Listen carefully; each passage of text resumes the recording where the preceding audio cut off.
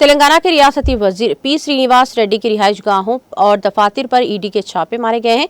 ED हुक्काम ने 16 मुकामात पर bake वक्त छापे मारे, जिनमें हैदराबाद के जुबली हिल्स में वाक़ एक रिहाइश गाह समेत दीगर मुकामात शामिल हैं।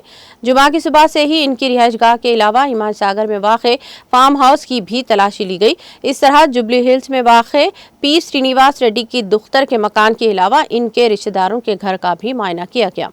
ईडी की 16 टीमों ने मुख्तलिफ मुकामात पर ली तलाशी। 2 टीमें जुबली हिल्स में वाक़ रिहाइशगाह की जांच की।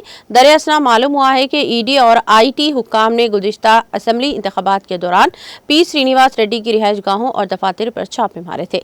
गुज़िश्ता साल 3 नवंबर को खम्मम टाउन में इनकी रिहाइशगाह और हैदराबाद के नंदगिरी हिल्स में इनके घरों की तलाशी ली गई। इसी तरह बंजारा हिल्स रोड नंबर 10 पर वाक़ रघुआ पराइट पर भी मुआयना किया गया।